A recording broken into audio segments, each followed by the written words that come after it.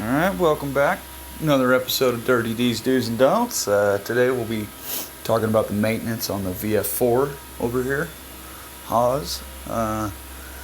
Some of the things this thing has, it has a automatic greaser, so we don't have to grease the Y, X, or Z axis by hand. Back here on the side of the machine is the control panel to it. Here's the filter.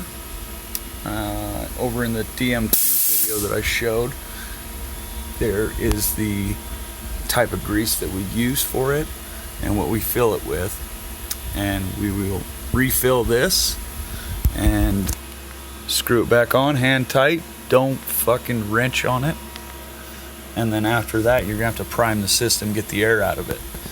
And like I've stated before, third one down, press and hold, release, and you're priming the system.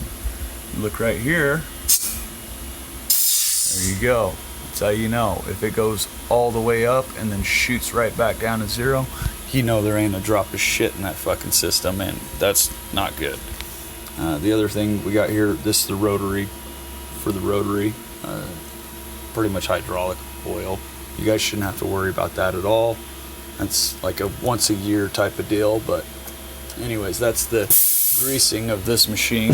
If it ever tells you that it's low, or you want to come back here and check the system, you can just press that third button, make sure you got grease in there without having to take the filter off. So the other thing is, people have asked about, why is the VF4 pissing coolant out the back of it? They panic, think something's wrong with it. There's nothing wrong with it. It's just that back here behind this panel where the fan is, there is an underbelly of the white axis and glides, and it has a little drain right here. It gets filled up with chips, metal, carbon, aluminum, and it clogs it. Therefore, coolant gets trapped in there, it starts overflowing, pissing it right out the back. What you do is you come over, you see that aluminum tube here, follow that underneath the fan, and there's a hole. That's where the coolant is coming back into the reservoir that somehow sneaks under the glides. So what you do is you do a quick fix, take one of the air chucks, blast air through that hole a couple times. You're going to clean out the filter or the drain, and wham, there you go. It's going to drain all coolant back in. You won't have a problem with making a mess back here. That's kind of a shitty deal with this coolant, because it's just oily and it sucks.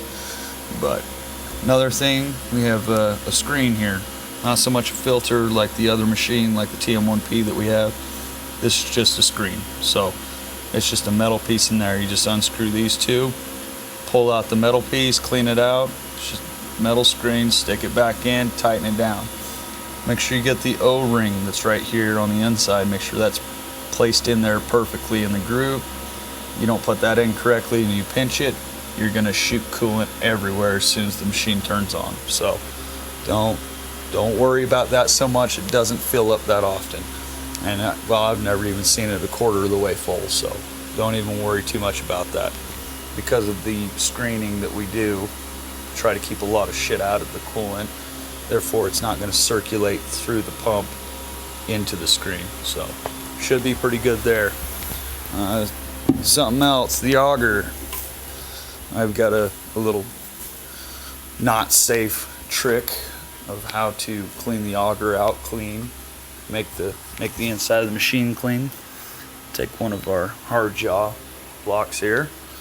I'm going to shut the left door all the way, and I take this guy and I stick it up here on top of the door. You slide it in there, because right there is the door sensor. So now I just bypassed it. So now it thinks that the door's shut. Now I can come over here, turn the coolant switch off, come over to the control panel, I can turn my coolant on, and I can turn the chip conveyor on. Because now, you heard that click, that was the magnet slamming against that block. Now, it thinks that I bypassed it. So, when doing this though, obviously there's hazards. I can, yes, turn on the spindle, which that's kind of dangerous, you know, especially you get monkeys in here start touching shit. Ooh, shiny, and then all of a sudden there goes their arm. So that's something I do to clean this machine out. Okay, now I can clean this good with the auger running. I can just spray all the stuff all the way down, clean it out good. That's just what I do. But when doing this, you gotta hit reset to get that block to come out, because that magnet's sucked against it. Make sure you take this damn block out. If you don't take this out, all it's gonna take is one guy sticking his head in here, go to shut the door, that block drops out of the door and slams him in the head. We don't need any accidents. It's something I shouldn't show you guys, but I'm going to, because it makes cleaning this machine out so much easier. So, there's that. The other maintenance thing that you have on this is your tool changer. You have a grease cert right there and one on the opposite side. This thing only needs to be done about once a month. And we're talking 2, maybe 3 pumps in each grease cert. You guys know where the grease gun is, over there on the TM1P, right there on the shelf. Bring it over once a month, 2-3 pumps in each cert, and then you just you push these right here, the grabbers. Push those in a couple of times, make sure you get all the grease out of it. Wipe everything down, don't make a grease mess in here, and it's good to go. That's pretty much all the maintenance you're gonna have to do on this. Pretty simple. So, and there you go.